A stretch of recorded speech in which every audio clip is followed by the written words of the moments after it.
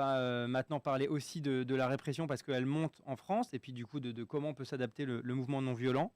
D'ailleurs, pour soutenir le mouvement non violent, n'hésitez pas à faire un don sur la page des 21h parce que on a aussi besoin de soutien pour payer parfois les amendes qu'on peut recevoir. Et du coup, je reçois Gabriel Mazzolini, donc chargé de mobilisation au sein des Amis de la Terre. Bah, merci d'être venu. Merci à vous pour l'invitation. Bah, avec grand plaisir. Du coup, est-ce que je peux te tutoyer? Bien sûr. Alors du coup, avec toi, bah, on va parler un peu du coup des stratégies non violentes, de leurs limites et de leurs possibilités d'évolution face du coup à un contexte plus répressif actuellement en France. Et déjà, donc, un peu dans quelle optique, puisque les Amis de la Terre, c'est dans le cadre de la bataille climatique que vous avez fait le choix de la non-violence, bah, dans quelle optique vous avez fait ce choix de la non-violence, d'une stratégie non-violente pour porter ces objectifs climatiques? Ben, c'est assez simple en réalité, c'est que je dirais la crise climatique nous met devant ce choix-là, quoi. C'est-à-dire on a une urgence, il faut répondre à cette urgence très vite. Et en plus de ça, cette urgence, elle nous impose de proposer un modèle de société qui va s'appliquer à l'ensemble de la population en réalité. Donc en fait, si on veut que cette transformation elle puisse s'opérer et qu'elle puisse être, comment dire, non seulement au service de celles et de ceux qui vont en bénéficier, mais en plus qu'elle émane de celles et de ceux qui subissent la crise climatique par ailleurs, il faut qu'on construise un mouvement populaire et radical pour le climat. Quand je dis populaire, c'est qui rassemble les classes populaires, les classes moyennes, le 99%, si on veut le dire comme ça, pour reprendre les terminologies de l'altermondialisme, et radical dans le sens qui a conscience de la nécessité d'un changement profond dans les modes de vie, dans les modes de consommation, de surproduction. Et donc la non-violence est le choix stratégique nécessaire pour construire ce mouvement, parce que par la non-violence, par définition, historiquement, la non-violence permet de construire des mouvements plus larges, plus inclusifs, qui ne limitent pas en fait la possibilité d'intervention des personnes dans la lutte, du fait que dans la lutte violente, comme on l'a vu historiquement, malheureusement, le nombre de personnes reste limité, le nombre de personnes qui s'impliquent dans la lutte en tant que telle. Il y a une culture aussi de la violence qui se met en place, c'est-à-dire du secret, de la militarisation. C'est aussi une culture machiste par moment. Donc ce n'est pas le modèle de société qu'on veut nous mettre en place. Et donc par conséquent, le choix de la stratégie non violente était le seul vrai choix en réalité par rapport à cette bataille, pour nous en tout cas. Ouais. Oui, parce qu'on en parlait notamment tout à l'heure avec Alain Refalo que la fin est aussi dans les moyens. Et du coup, c'est vrai que utiliser des moyens violents, ça enferme aussi un petit peu et ça limite les possibilités de suite. C'est ça, les moyens préfigurent la fin, quoi. Ouais, exactement. Et mais du coup, donc là, on est dans un contexte un peu particulier ces dernières années. On voit une augmentation de la répression. On voit des termes comme écoterrorisme utilisés par le ministre de l'Intérieur. Sans problème. On a du coup d'ailleurs des moyens antiterroristes qui sont mis lourdement en place face notamment au mouvement climat, puisque je crois qu'il y a une bonne partie des fichiers S en France qui sont issus du mouvement climat. D'ailleurs, il y a des fois des lois qui sont promulguées sous prétexte de lutte contre le terrorisme et qui sont en fait utilisées surtout contre les militants climat. Comment, qu'est-ce qu'on fait face à ça? Comment Que faire? Voilà, allez, on veut la solution. Non, moi je suis content qu'on en parle ici, parce que je pense que les personnes qui écoutent et qui réécouteront cette émission sont sensibles à la question de la non-violence, et se posent aussi nécessairement des questions par rapport à tout ça. Et du coup, moi, je viens partager aussi mes doutes en tant que militant et activiste non-violent, quoi. Enfin, c'est-à-dire, moi, je travaille aux Amis de la Terre sur la construction de mouvements, donc vraiment dans ce rôle de soutenir le mouvement climat, dans sa structuration, etc. De faire le lien avec des sujets qui, parfois, n'étaient pas ceux naturels du mouvement climat, les questions sociales, les retraites, les raffineurs en lutte, les cheminots, etc., etc., les quartiers populaires. À côté de tout ça, on a quand même développé ces 10 dernières années un mouvement de désobéissance civile très fort. Voilà, il faut le dire. Il y a eu, comment dire, il y a 10 ans, quand on faisait des actions, on n'était que quelques-uns. Aujourd'hui, la donne a totalement changé et force est de constater que si nous avons évolué, nos adversaires aussi. Et quand je dis nos adversaires, je parle bien du gouvernement. Donc, en l'occurrence, on peut prendre l'exemple de Darmanin qui fait son beurre sur cette question d'écoterrorisme. Je vais y revenir tout à l'heure. Mais en plus, les multinationales. Et donc pour avoir coordonné un certain nombre d'actions de désobéissance civile, je constate aujourd'hui que la donne a entièrement changé. Premièrement, je pense que, comment dire, il faut que nous, on regarde nos stratégies telles qu'elles sont aujourd'hui. Aujourd'hui, il y a grosso modo 3 manières de faire de la stratégie non violente dans le mouvement climat. Il y a appliquer la stratégie non violente à des campagnes avec des objectifs clairs, identifiés. Donc, on va utiliser des actions de désobéissance civile pour rendre visible notre campagne à un moment donné et essayer de, à côté du rapport de conscience, de donner plus de poids à notre rapport de force avec des adversaires. Ouais. Donc, c'est typiquement ce qu'on fait nous, aux Amis de la Terre ou Greenpeace, etc. Ouais. Il y a une deuxième stratégie qui vise à faire de l'action de désobéissance civile pour être remarqué dans le débat public, donc d'amener un sujet spécifique pour que du coup on en parle, c'est ce qu'a fait Attaque pendant des années, etc. Et une troisième stratégie qui s'est un peu plus définie avec XR et Dernière Rénovation, qui vise à faire de l'action de désobéissance civile pour imposer le débat dans la société, donc être médiatisé, etc., en essayant ou pas, selon les circonstances, d'amener un sujet comme la rénovation énergétique ou autre. Bien. Moi, je pense que ces 3 stratégies sont valables et complémentaires. Nous, d'ailleurs, on utilise une ou l'autre selon les circonstances. Mais ce que je constate aujourd'hui, c'est que nos stratégies ne nous mènent plus à grand-chose. La première ne nous permet pas d'obtenir les résultats, c'est-à-dire des victoires concrètes auprès des multinationales qu'on visait encore il y a quelques années, qu'on arrivait à obtenir. La deuxième, je pense que les médias se sont un peu lassés aussi de cette méthode, de cette façon de faire. Et la troisième méthodologie, on l'a vu malheureusement avec Dernière Rénovation, avec un grand pic au début de l'année quand ils ont commencé leur campagne, on voit que ça commence à s'éteindre. Donc je pose la question, est-ce qu'il y a un problème dans la façon dont nous interprétons la stratégie non violente aujourd'hui, donc en termes d'action non violente, de désobéissance civile, etc., etc. Et si oui, ce qui est mon avis, comment changer de cap? Et avant d'amener la réponse sur le cap, je pense qu'il faut aussi regarder nos adversaires tels qu'ils sont aujourd'hui. Et nos adversaires se sont parfaitement adaptés à la situation. On l'a vu très bien avec l'épisode de Sainte-Soline. Il y a une bataille culturelle qui se joue pour Darmanin là, aujourd'hui et pour nous, du coup. Heureusement que les soulèvements de la Terre n'ont pas été dissous à la fin, mais il n'en reste pas moins que la séquence médiatique, celui qui l'a maîtrisé, c'était Darmanin, dès le départ. Et son intention, c'était spécifiquement d'empêcher que la désobéissance civile se propage en s'en prenant en l'occurrence à les militants et les militantes qui ont participé à l'action de Sainte-Soline et en faisant exprès l'amalgame entre l'action, on va dire, qui s'exprime plutôt dans la logique de la diversité tactique, donc, y compris la confrontation physique avec les forces de l'ordre et les actions on va dire les militants et les militantes non violentes qui étaient massivement présents ce jour-là. Ouais, complètement. Et beaucoup de personnes sont ressorties en se disant, y compris celles provenant plutôt du milieu autonome ou de la diversité tactique, qu'est-ce qu'on est en train de faire? On est en train d'aller vers une boucherie. Donc on va perdre militairement sur le terrain, on va dire comme ça, militairement malheureusement, ou on va dire tactiquement sur le terrain. Et en plus, en termes de communication, c'est le gouvernement, c'est Darmanin qui a réussi à retourner la situation en traitant tout le monde avec ce nouveau terme d'éco-terroriste, qui du coup nous met tous dans la même situation. Alors, on ne va pas cesser d'être pour autant solidaires avec nos camarades qui sont réprimés, ça c'est évident, et il le sait. C'est ça notre réalité, c'est que dans le milieu militant, où que l'on vienne de peu importe quelle stratégie on opère, tout le monde sait qu'on sera solidaires les uns des autres. Sinon, en fait, on n'aurait pas fait un appel pour protéger les soulèvements de la Terre. Tu vois ce que je veux dire? Eh bien, ça, aujourd'hui, c'est utilisé contre nous. Donc, on ne va pas arrêter d'être solidaires entre nous, ça c'est une évidence. Donc, comment on se sort de cette situation, de ce piège dans lequel peut nous coincer le gouvernement? Le gouvernement, c'est un élément. Et le deuxième, c'est les multinationales. La dernière action qu'on a menée contre Total, le blocage de l'Assemblée Générale de Total, moi je vous le dis, franchement, on a passé un cap. On a passé un cap en termes de répression, non seulement de la part de la gendarmerie, qui a été particulièrement violente. Je ne sais pas si vous vous souvenez du coup des images, des personnes gazées à terre. Il y a eu plusieurs blessés ce jour-là. Ouais, c'était terrifiant. Très dur aussi à vivre parce que c'est nos camarades, c'est mes camarades là qui sont en train de se faire brûler et gazer à vif devant nos yeux. Et en plus, une coordination avec la sécurité privée organisée, embauchée par Total pour l'occasion, qui était assez poussée. Sans compter la volonté claire de Total d'assumer totalement sa ligne en tant que, Patrick Pouyanné a d'ailleurs formulé dans ses mots, il a dit pendant longtemps on a eu une communication qui faisait croire qu'on était les good guys, et du coup les ONG en ont profité pour nous attaquer. Maintenant c'est fini ça. Donc on va passer à l'offensive. Donc non seulement ils assument leur rôle de multinationale la plus polluante, une des plus polluantes au monde, mais en plus ils assument qu'ils ne se laisseront pas faire.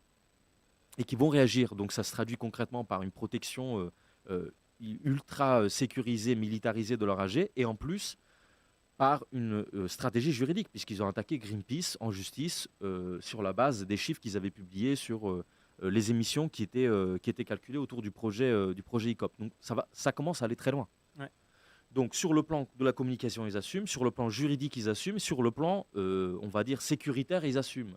Et quand on voit une telle coopération entre la gendarmerie et les forces privées, il est, comment dire, pas absurde d'imaginer qu'il y a un très bon niveau de coopération entre le ministère de l'Intérieur et Total quand il s'agit de parler de la protection de leurs événements. Voilà, donc la situation est assez drastique.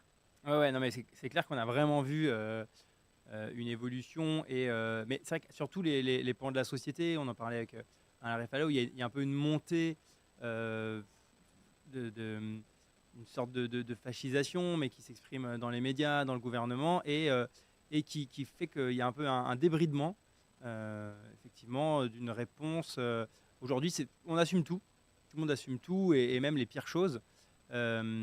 Parce qu'on voit qu'en fait ça passe. À chaque fois on tente des trucs, et il y a une répression sur les mouvements écolos, mais par contre il y a beaucoup de choses qui devraient être réprimées, à contester par le gouvernement, qui ne le sont pas.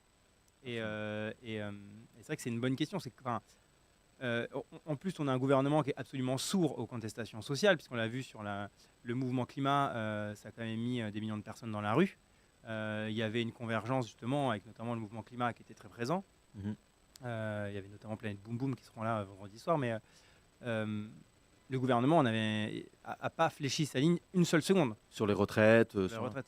Et je pense que oui, il y a une logique globale il faut qu'on regarde cette dynamique dans sa globalité, au-delà de la non-violence et du mouvement climat. Ce qui s'est passé avec les émeutes qui ont fait suite à l'assassinat de Naël, je veux dire, il y a des enfants, parce que c'est des enfants, des gamins, des mineurs qui sont en prison pour avoir volé des paquets de chips, soi-disant par ailleurs. Donc il y a toujours cette disproportion, on va dire, entre la répression qu'on a vis-à-vis des quartiers populaires, bien évidemment, et les mouvements et les activistes du mouvement climat, mais les deux s'exacerbent. Les deux s'exacerbent en même temps. Et pour faire le lien avec ce que tu disais, non seulement tout le monde assume tout, mais quand un Darmanin, pour faire le lien entre gouvernement et justement et le niveau de répression dans la rue, Ouais. quand un Darmanin dit éco-terroriste, ça a un effet politique sur les forces de l'ordre. C'est-à-dire qu'en face, on a des personnes, des membres de forces de l'ordre qui sont des personnes zélées, convaincues que leur rôle, à l'instant T où ils exécutent leurs tâches, est de réprimer des éco-terroristes. Donc il y a tout l'appareil répressif juridique qui va avec, parce que terrorisme, ça ouvre toute une panoplie de l'antiterrorisme. Et en plus, il y a effectivement sur le terrain des personnes qui sont persuadées qu'elles sont dans le juste en faisant ce qu'elles font. C'est-à-dire en cassant des doigts, en gazant à bout portant, en insultant à tout bout de champ, etc. etc. Enfin, on a vu des images quand même hallucinantes. Et donc là, il faut qu'on se questionne, nous, en tant que non-violents. C'est-à-dire, où est-ce que la non-violence nous a menés? Moi, je pense que les mouvements qui s'assument ou pas non-violents sont arrivés très loin dans la lutte. Et ça, il faut le reconnaître, le nôtre. Je pense aussi au Comité Adama, qui n'est pas un mouvement qui se revendique comme non-violent, mais qui l'est dans les faits. Toute la stratégie du Comité Adama est une stratégie non-violente. La lutte antiraciste a été poussée très très très loin, notamment par le Comité Adama, etc. Et donc aujourd'hui, face à cette nouvelle donne, qu'est-ce que nous, on a à faire? Et du coup, je pense que nous, il faut qu'on se questionne sur notre modèle de l'application de la non-violence. C'est là où je vais en venir tout à l'heure. C'est-à-dire, j'imagine que toi aussi, tu as vu dans tes premières formations sur la non-violence cette fameuse image des sit-ins de Queensborough, où on a des militants, des activistes du mouvement des droits civiques qui allaient dans les cafés s'asseoir, des militants noirs, donc qui allaient s'asseoir dans des cafés blancs où théoriquement ils n'avaient pas le droit d'être, pour être photographiés et pour qu'ensuite on médiatise cette image et que, on va dire, l'Amérique blanche progressiste se rende compte de l'absurdité, qu'elle se mobilise derrière eux, etc., etc. Bon. La visibilité et la médiatisation sont souvent au centre de nos stratégies, de notre lutte. Et moi, je pense qu'aujourd'hui, il faut qu'on se questionne sur ça. Est-ce que la non-violence, c'est vraiment, en majorité, en tout cas dans le milieu climat, une question de visibilisation, d'action médiatique, d'action choc, etc., etc. Parce qu'à mon avis, on est en train de rater le coche là, si on se base uniquement sur cette posture-là. comment on peut articuler d'autres stratégies non violentes qui permettent, peut-être plus en sourdine, plus silencieusement.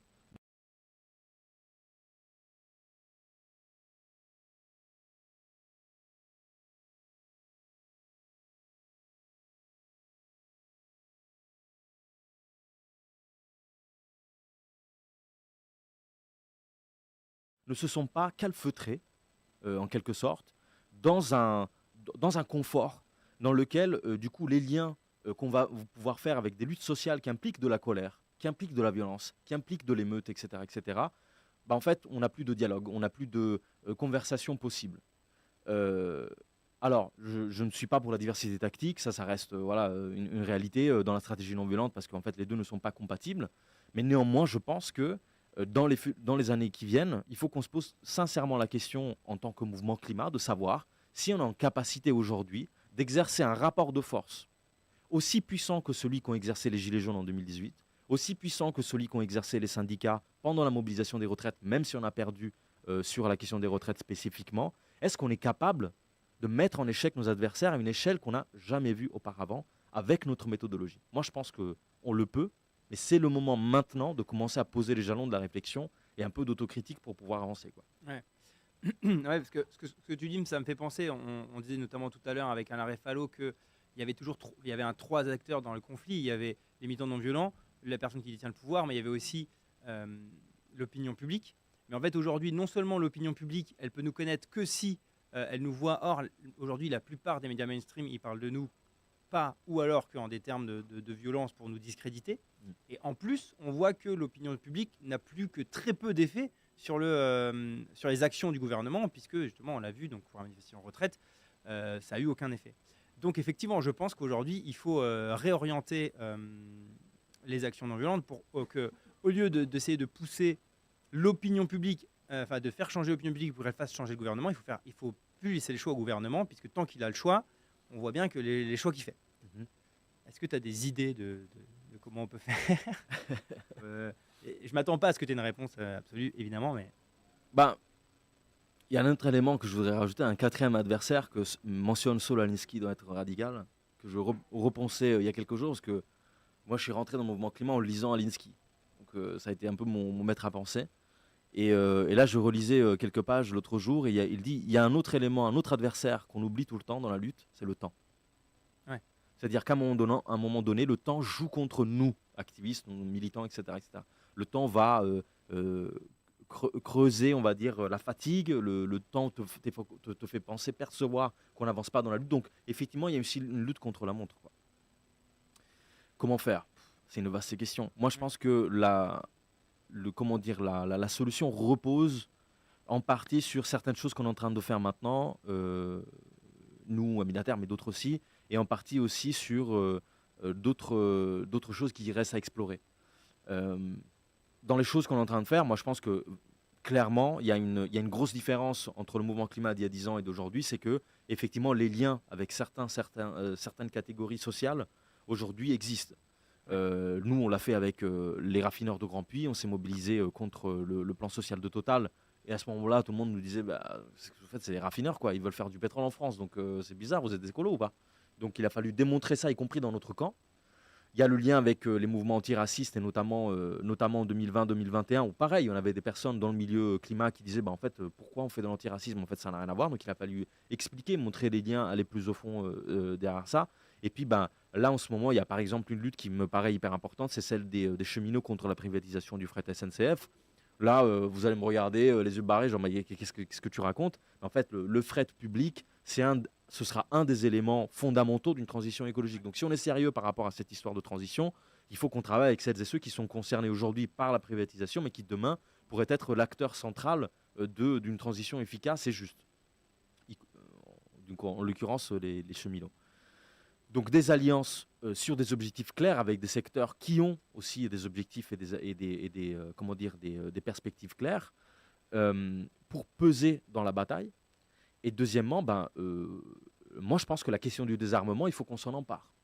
Parce que, en fait, moi ce qui ne me va pas aujourd'hui dans la façon dont on pose la question sur le sabotage, hein, pour reprendre les termes de nos adversaires, c'est ouais, le sabotage, quoi. Le sabotage, tout ce cagoulé, la clandestinité, etc., etc. Mais je veux dire, le fait de impacter des infrastructures, le fait de s'en prendre à des biens matériels de nos adversaires, etc., ça a toujours existé dans la non-violence. Comment ça se fait qu'on perd ce débat aujourd'hui, nous, non-violents? Ça veut dire, pourquoi on n'est pas visible? Pourquoi il n'y a personne de chez nous qui dit, non, non, vous parlez de sabotage, mais en fait, ça existe depuis toujours. Les faucheurs de GM, c'est du sabotage. Donc il faut être quand même, tu vois, il y a aussi une question de reprenons en main aussi notre culture et faisons en sorte que on la puisse mettre à jour pour qu'elle soit efficace compte tenu des enjeux que nous avons en face de nous qui sont différents par rapport à ceux des faucheurs de GM.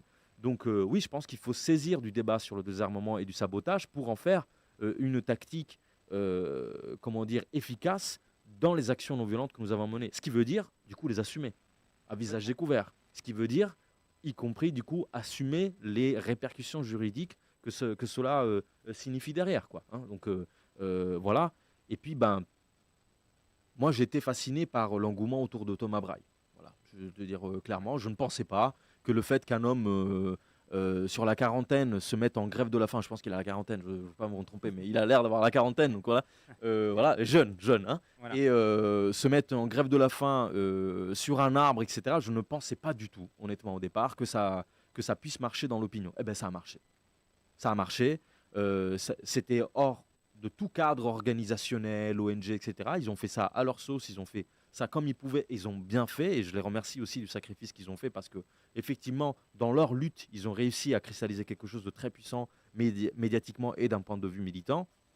Et donc, il faut qu'on se questionne aussi sur ces modes d'action. Alors, la grève de la faim, mais grève d'autres choses, le boycott, etc. Enfin, je pense que c'est là les perspectives que nous avons en face. C'est rien de nouveau par rapport à l'histoire du mouvement non violent qui est ancien, mais par contre, c'est nouveau par rapport à nos générations. Et donc, ça implique qu'on se rencontre, qu'on échange là-dessus, qu'on essaie d'identifier ces opportunités ensemble, quoi. Ouais. On en parlait justement avec Alain Réfalo, où il y a un peu aussi un besoin de passage générationnel, parce que, comme tu disais, voilà, le sabotage, que ce soit les faucheurs d'OGM, c'est des choses qui sont courantes, qui font partie de la lutte et de la stratégie non violente. Mais aujourd'hui, il y a un peu une nouvelle génération, à travers notamment le mouvement climat, qui reprend la stratégie non violente et qui, du coup, bénéficie pas forcément de toute la théorie, tout ce qui a pu être développé par les mouvements précédents. Euh, et donc, je pense qu'il y a aussi ça serait intéressant justement d'avoir plus de passages, un passage de témoins générationnel et de la même façon aussi de réhabiliter, enfin, ou plutôt de reconnaître certaines luttes qui se sont jamais revendiquées de la non-violence, comme le Absolument. mouvement Dama, mais qui en fait en font complètement partie. Et notamment, bon, on peut passer à ACT UP et au mouvement pour à obtenir des traitements contre le sida du mouvement sexuel, qui s'est pas, à ma connaissance, vraiment revendiqué de la non-violence, mais qui était un mouvement victorieux, hyper connu et complètement dans la non-violence. Et il faut aussi regarder, voilà, il n'y a pas besoin de se revendiquer de la non-violence pour réellement être une référence non-violente. Totalement. Et il faut réussir à réintégrer tout ça dans nos stratégies. Et après, une autre question que je me pose, alors là, un peu plus large, mais est-ce qu'il devrait y avoir un lien entre les mouvements non violents, ou comment faire pour que le mouvement non violent puisse aussi influer sur la politique un peu plus institutionnelle, parce qu'aujourd'hui, on est aussi un peu bloqué par ça, parce que pour obtenir des changements, il faut aussi avoir un lien avec les personnes qui font le changement, Ouais. en tout cas pouvoir les influencer, et là, elles ne se laissent plus influencer, elles en ont rien à faire. On voit des choses absolument folles. Aujourd'hui, on a le ministre de la Justice qui est mis en examen et qui ne démissionne pas. Ça semblait impensable dans une démocratie en bonne santé. Alors, je pense qu'on n'est plus dans une démocratie en bonne santé, donc ça explique peut-être cela. Mais du coup, si on peut plus influer sur le pouvoir, parce que c'est quand même ça, c'est faire un rapport de force, la non-violence. Si ce rapport de force en face, personne n'a réagi, comment on fait aussi dans la non-violence pour essayer d'aider aussi à un renouveau peut-être démocratique, etc. Bah, oui, c'est tout le point de la limite qu'on a atteinte, quoi. Enfin, tu vois, par exemple, nous, aux Amis de la Terre, on le voit bien dans le plaidoyer, c'est mort. Enfin, je veux dire, faut être clair, genre, si encore, il y a quelques années, on arrivait à à avoir avec la majorité parlementaire une possibilité de faire passer certains textes de loi, etc., en faisant le travail classique de plaidoyer d'une ONG, aujourd'hui c'est totalement mort, c'est enterré. On l'a vu avec Amazon, on l'a vu avec tout un tas de questions, on l'a vu même y compris très récemment, je suis désolé, alors pas au niveau parlementaire, mais au niveau local avec la 69, avec un certain nombre de conflits d'intérêts. Enfin, on a en face clairement je ne voudrais pas dire une élite politique, mais on va dire, parce que ce n'est pas une élite pour moi, mais on va dire un groupe social qui détient le pouvoir, qui n'a pas la culture de la démocratie. C'est-à-dire la culture du compromis, de comprendre quand tu es acculé, quand politiquement ta position est intenable, qu'il faut céder, en fait, et qu'il faut reculer. Et ça amène deux choses. La première, c'est que ça envenime à l'inverse, comment dire, de l'autre côté. C'est-à-dire que du coup, à un moment donné, les gens se disent, comme on disait tout à l'heure, le temps passe, on a l'impression de ne pas gagner. En fait, on a l'impression que la seule chose à faire ici, c'est d'être violent, de tout casser, quoi. Premièrement. Et deuxièmement, en fait, ça fait aussi perdre confiance aux gens dans les institutions démocratiques. Donc, c'est eux qui sont les perdants là-dedans. Hein. Je veux dire, à un moment donné, il faut être clair, quoi.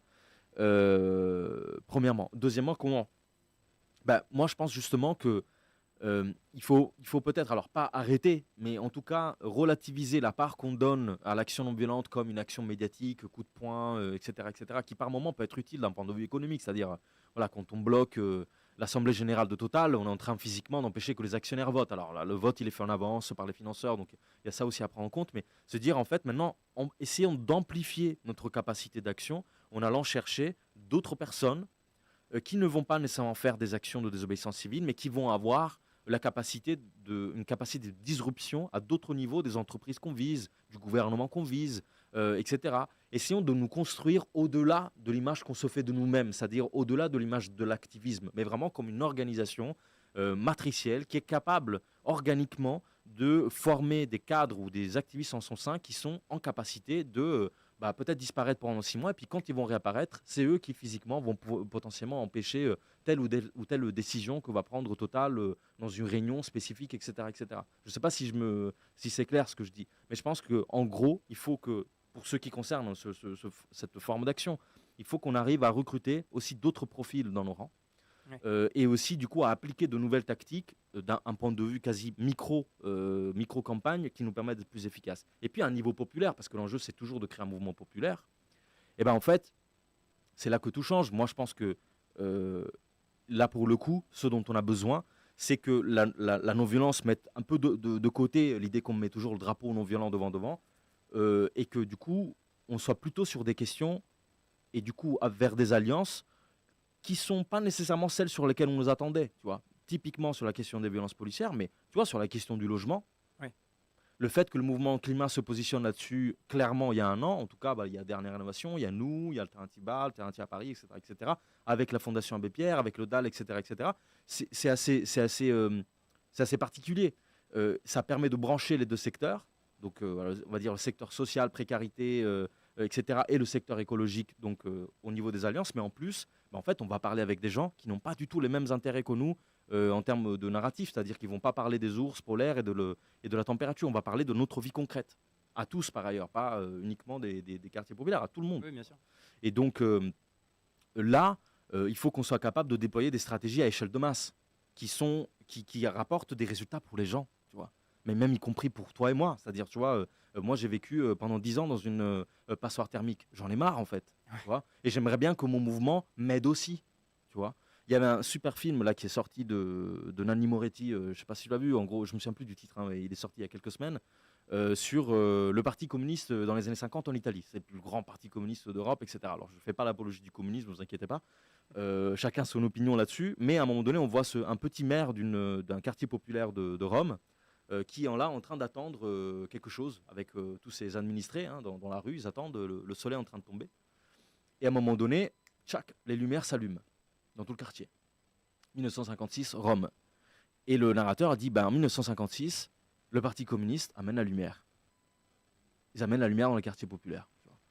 Et moi, là, je pose cette question-là, quand je disais par rapport à encore cette question de est-ce qu'on est capable de se hisser à ce niveau de rapport de force, c'est est-ce qu'on est capable aujourd'hui de construire un mouvement, non pas qui amène la lumière, parce que tout le monde a la lumière maintenant, mais qui amène des changements concrets dans la vie des gens, qui font qu'en fait, on va adhérer au-delà de la lutte. On va adhérer parce qu'on gagne, quoi qu'il en soit, à être avec ce mouvement. Ouais. on change nos vies en mieux. Tu vois ce que je veux dire? Sans être un parti, tu vois? Oui, oui, mais Voilà. on est aussi de l'espoir. Et c'est vrai que c'est un truc qu'on reproche parfois au mouvement climat, c'est qu'en fait, en parlant des conséquences du réchauffement climatique, etc., c'est souvent des choses négatives, etc., qui mettent pas dans une énergie alors qui mettent certaines personnes dans une énergie de lutte, mais pour les autres, c'est une énergie des fois de bah, je veux pas le savoir, je Ouais. préfère pas regarder Mm. ça, et du coup, je vais pas m'engager dans un mouvement qui va me parler de ça tout le temps. Mm. Et c'est vrai que c'est très intéressant du coup ce que tu dis de dire, mais en fait, le mouvement climat, il cherche aussi des solutions parce qu'il va y avoir des adaptations à faire. Jusqu'à récemment, on parlait que de passoires thermiques. Maintenant, on parle aussi de bouilloires thermiques. Eh oui. Parce qu'en fait, avec le réchauffement climatique, ben, il y en a sous les toits à Paris en été qui crèvent de chaud. Mhm. Et, euh, et c'est vrai que là-dessus, ben, il y a des choses à mettre en place. Et ça me fait aussi penser aux convergences des luttes parce que j'ai entendu un reportage récemment, donc je raconte un peu ma life, mais Vas-y, sur... vas-y. C'est ton émission. Allez, je fais ce que je veux. Euh, En fait, sur des travailleurs détachés en France. En fait, il y a beaucoup de travailleurs détachés qui sont amenés par des sociétés espagnoles parce qu'ils vont travailler pour des maraîchers qui, dans des serres, maintenant l'été, il peut faire jusqu'à 50 degrés. Et ils disent, de toute manière, on trouve, il n'y a que eux, parce qu'en fait, on leur laisse aucun choix autre d'avoir un moyen de subsistance, qui vont aller ramasser des salades dans des serres sous 50 degrés. D'accord, mais en fait, on fait quoi Est-ce que vraiment c'est ça aussi une société qu'on veut? Ou est-ce qu'on se pose, on réfléchit, et ensemble, aussi avec ces personnes, parce que ces personnes, elles ont la capacité de lutter. Il y a des fois des mouvements très importants de personnes sans papier, d'ailleurs récemment, qu'on su se faire voir et visibiliser, alors, qui vont peut-être obtenir quelque chose, on Ouais. va savoir, ça dépend. Sous-traitant du BTP des JO. Ouais. Ouais. Mm. Ouais, donc il y a des mouvements, et ben, je pense que c'est aussi des mouvements qu'il faut rallier parce que c'est aussi les premiers concernés et les premières concernées par le changement climatique, et que il y a des choses à leur offrir aussi. Absolument. Dire, Bah, à leur offrir, il y a surtout des choses à construire ensemble, en fait. ouais, C'est ça la grosse différence. C'est un changement de posture aussi. ouais, Tu vois? C'est-à-dire que, tu vois, par exemple, quand il y a des enquêtes qui montrent que le mouvement climat, c'est essentiellement composé de personnes issues des classes moyennes des grandes villes, oui, parce que les enquêtes se mènent dans les grandes villes, là où il y a des mobilisations pour le climat. Mais allons voir là où, en fait, les gens sont concernés par d'autres problématiques, peut-être, mais qui sont liées à l'environnement et qui sont tout autant mobilisés. Et nous, c'est le constat qu'on a fait en 2020-2021, et c'est comme ça on a créé une alliance avec le Front de Mer, qu'on a construit le Vert Dragon, la maison d'écologie populaire, enfin, tu vois. Et là, du coup, la posture est totalement différente. Ce sera jamais de toute façon l'écolo ou non violent qui va venir et dire ça se passe comme ça, vous avez l'air d'avoir des problèmes, est-ce qu'on peut vous amener des solutions? Non, non, c'est jamais comme ça en fait. Tu ouais. vois, c'est ok, ben en fait, concrètement, on partage le même espace par ailleurs, on est dans le même quartier ou dans la même ville où on a le même enjeu. Comment on s'organise ensemble et comment on définit les objectifs ensemble, par et pour nous, tu vois. Je pense que c'est là aussi une des clés, c'est le changement de posture. Ouais, complètement. Et qui est pas facilité, j'ai envie de dire, par les médias qui essaient toujours de mettre en opposition et de créer de la divergence. Et c'est là où il ne faut pas tomber dans Dans le panneau. dans le panneau. Mhm. Et Dans le panneau médiatique, ouais. c'est clair. Le panneau publicitaire. Ouais. D'ailleurs, c'est vrai que la pub, c'est aussi un sujet, hein, mais- Ouais, tout à fait. Et on en parle demain, d'ailleurs, à 16h. Soyez là. Mais ouais. Et est-ce que tu peux parler justement un peu de cette expérience de l'alliance avec le Front de Mer et de Vert d'Aragon, et un peu comment vous en êtes venu en fait à créer du coup cette maison de l'écologie populaire à Bagnolet? Bah, très simplement en faisant le même constat. En faisant le même constat sur le fait que nos luttes respectives commençaient à avancer. À l'époque, le Front de Mer gagnait sur le front de l'alimentation, donc avec l'alternative végétarienne à l'école. Lutte sur laquelle elles ont été traitées, je dis elles parce que c'est essentiellement des femmes musulmanes qui animent le Front de Mer, et que je salue d'ailleurs, les camarades, qui ont été traitées de tous les noms pour mener cette lutte-là, donc discréditées du fait de leur religion, de leur origine, etc. Et que la nôtre, ben, nous, on avançait sur les marches pour le climat, enfin le mouvement avait grossi, etc. Donc on a constaté tous les deux qu'il y avait des paliers qu'il fallait franchir, et une façon de les franchir, c'était de se réunir et de penser un projet commun. Donc ça a commencé avec l'appel à rejoindre la marche à Beaumont avec le comité Adama. Ouais. Ça a été ensuite des conférences. Donc physiquement, on a commencé à travailler nos discours ensemble, tu vois. Donc ça aussi, ça crée des affinités. Une méthodologie commune, parce que pour le coup, aussi le Front de Mer, sans se revendiquer, a une stratégie non violente très bien rodée, une stratégie de campagne très efficace. Et donc, du coup, sur la base de ces éléments, on a décidé de lancer à un moment donné le Mère Dragon, pardon, la maison d'écologie populaire. C'est un beau lapsus, Ouais. Mère Dragon. Et donc, comment dire, un espace social autogéré dans lequel on va avoir des activités qui permettent aux familles, et ça c'est vraiment là que c'est important, aux familles, aux papas, aux mamans et aux enfants de participer ensemble comment dire, à la vie, au changement et à la lutte contre le changement climatique. Donc il y a à la fois des ateliers sur l'alimentation avec les enfants, autant que des ateliers de soutien scolaire ou de soutien administratif. Il y a aussi plein de conférences sur les questions coloniales qui sont très importantes dans ces quartiers. Et avec l'idée d'on se réapproprie aussi notre discours politique là-dessus, on ne laissera pas d'autres le raconter à notre place. Donc voilà, ça s'est fait comme ça a bien marché. Bon, après, on parle quand même d'un lieu autogéré pour une organisation comme le Front de Mer qui a beaucoup de projets déjà à gérer, qui n'avait pas de lieu jusque-là. Donc ça a pris le temps aussi que chacune apprenne à travailler les uns avec les autres. Mais c'était une super expérience. Bon, là, ça va se terminer parce que c'était un bail d'occupation précaire. Euh, mais en tout cas, c'est un jalon important, je pense, dans la lutte pour construire une écologie populaire, justement. Une écologie qui, comment dire, ne laisse personne de côté et qui est aussi fabriquée, plasmée, concrétisée par celles et ceux qui sont les premiers concernés par le changement climatique. Ouais. Et qui lutte déjà, en fait. Tout à fait. Mais sans être voilà, médiatisé, visibilisé, comme toujours, quoi. Exactement. Ok. Et puis du coup, est-ce que tu peux nous parler aussi un petit peu des actions des Amis de la Terre et de vos campagnes actuelles, parce que comme ça, c'est l'occasion aussi de Ouais, faire de la pub. parler. Ouais, c'est ça. La pub, ça peut être bien. Alors aujourd'hui, on a sorti une carte interactive, si vous voulez la voir, qui s'appelle le Pipeline de Patrick. Donc c'est qu'on a fait avec l'équipe de l'avion de Bernard par ailleurs, donc, que je salue aussi, parce que voilà, ils nous ont vachement aidé là-dessus. C'est une carte sur laquelle vous pouvez retrouver les impacts sociaux, environnementaux du pipeline en tant que tel. En plus, vous le voyez physiquement sur une carte, ça change quand même les choses. Donc ça, c'est quelque chose qu'on a sorti aujourd'hui. C'est un outil important dans la lutte qu'on est en train de mener, parce qu'on est dans une bataille juridique contre Total qui continue. Euh, Ensuite, récemment, on s'est mobilisé contre le Black Friday, notamment sur la question du textile, avec le collectif Le Bruit qui court. Donc on allait dénoncer la surproduction massive de textiles et spécifiquement interpeller Bruno Le Maire sur le développement de l'ultra fast fashion, donc représenté par des enseignes comme Primark ou Shein. Ouais. Donc vous avez peut-être vu des pop-ins parfois dans Paris. Donc l'idée, c'est aussi d'obtenir une réglementation sévère pour empêcher en fait tout simplement ces plateformes de vendre en France.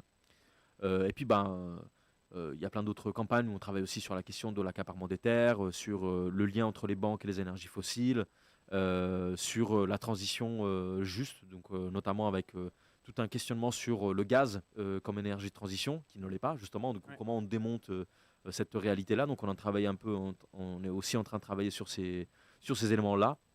Et puis il y a eu aussi récemment des actions sur la précarité énergétique. On anime une coalition sur la précarité énergétique avec la Fondation Abbé Pierre, Alternative à Paris, Greenpeace et bien d'autres.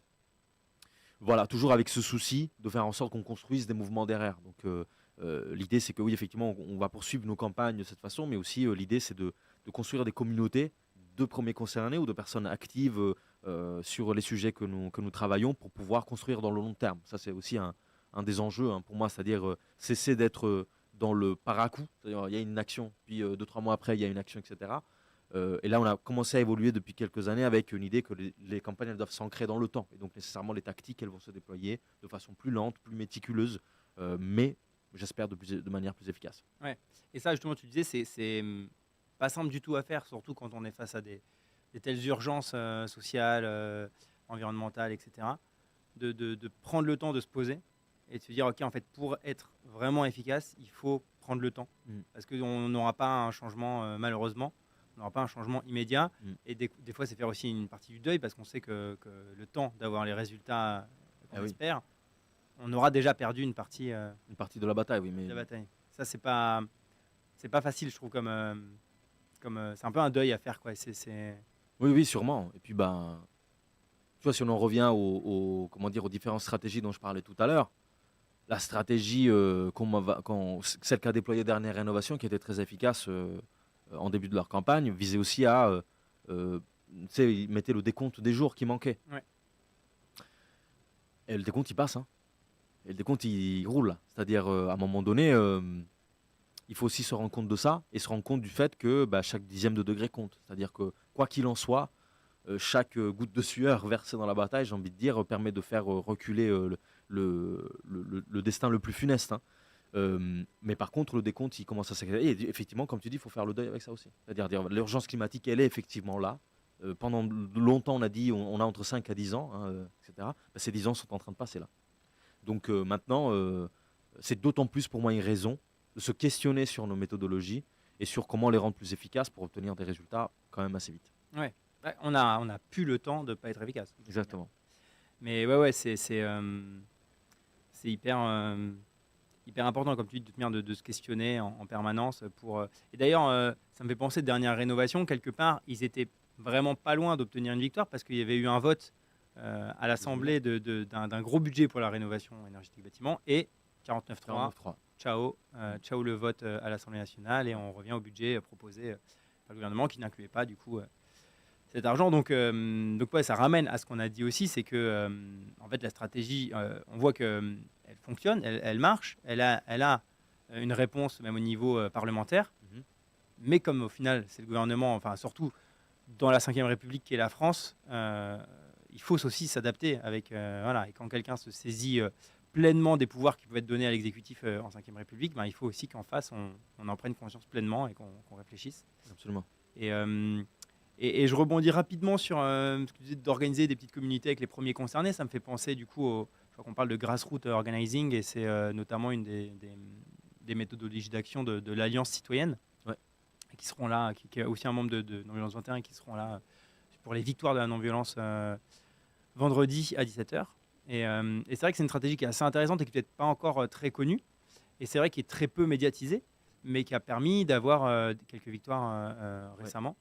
Voilà, pour en citer qu'une, il y a par exemple l'abrogation de la déconjugalisation de l'allocation adulte handicapé qui a été obtenue notamment par des luttes de handi-citoyens et citoyennes voilà, qui se battent en tant que premières concernées. Et c'est aussi une convergence des luttes. Enfin, voilà. C'est vrai que c'est une... alors, c'est moins massifiant peut-être, mais c'est plein de petits îlots. Et je pense que c'est une combinaison, et en tout cas une stratégie qui est intéressante. Et du coup, ouais, c'est intéressant de mixer un peu tout ça. Et...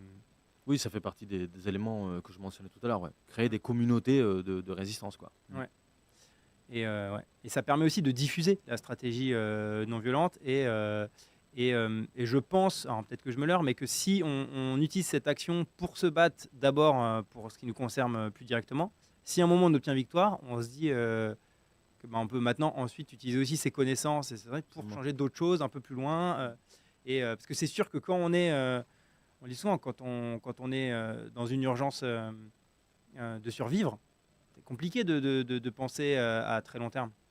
Et c'est pour ça que c'est aussi vachement pertinent de donner aux moyens de tout le monde de lutter pour ce qu'ils ont besoin, ce qu'ils ont choisi de lutter, et d'améliorer leurs conditions. Voilà, c'est sûr que quand tous les soirs tu rentres chez toi, tu as froid, tu peux pas te chauffer et tu n'as pas les fins de mois, c'est compliqué d'aller t'engager pour d'autres choses aussi. C'est clair, mais après il suffit de peu, hein. C'est-à-dire, tu vois, nous on l'a fait avec les habitants du boulevard Davout à Paris dans le 20e. On allait les voir, rencontrer, donc question de rénovation, hein, très claire, donc avec un grand problème d'insalubrité dans leur logement et dans le bâtiment en général. Et en fait, on a fait un porte-à-porte, on a commencé à rendre visible la question et du coup, la RIVP, le bailleur social, a répondu. C'est-à-dire que là où il y avait du silence, ils ont commencé à se rendre compte qu'il y avait une mobilisation, qu'il fallait que les gens soient au courant de quels étaient les termes de la rénovation qu'ils avaient promis, etc., etc. Donc là, pour l'instant, ça n'a pas, on n'a pas encore obtenu gain de cause à 100%, mais parfois, il suffit d'être là pour être à disposition déjà. Dire déjà, on est là pour aider. Si besoin, on peut imprimer des tracts. Si besoin, on peut imprimer la feuille pour la pétition, aider pour faire une exposition de photos pour montrer les dégradations dans le bâtiment, etc., etc. C'est des petites choses qui vont permettre à des personnes dont le quotidien en fait n'est pas le militantisme, hein, contrairement au mien ou à celui de celles et ceux qui nous écoutent, d'envisager la possibilité de la lutte, quoi, qui est très lourde à porter. Parce que du coup, souvent, dans ces situations-là, notamment dans les logements et sur les questions de logements insalubres, tu es un peu seul, tu risques d'avoir le gardien ou la gardienne contre toi, ou les autres familles dans le logement qui voilà, qui sont pas intéressées, les locataires qui sont pas propriétaires, donc du Ouais. coup, ils ont un intérêt divergent peut-être par rapport au tien. Donc c'est lourd, voilà, à porter. Et pour autant, il faut que cette lutte elle soit menée par celles et ceux qui sont concernés. Donc nous, notre rôle, c'est pas de remplacer ni de s'accaparer, mais d'être en soutien, de faire en sorte que ce soit plus simple, en fait, tout simplement d'améliorer sa vie, quoi. Ouais. Ok, et ben merci beaucoup Merci à toi. pour ces belles paroles, ces bel échange, hyper intéressant. Merci à vous et bon Et, courage. bah merci beaucoup. Puis hâte de voir comment ça va évoluer tout ça. Donc merci, c'était Gabriel Mazzolini, donc, des Amis de la Terre.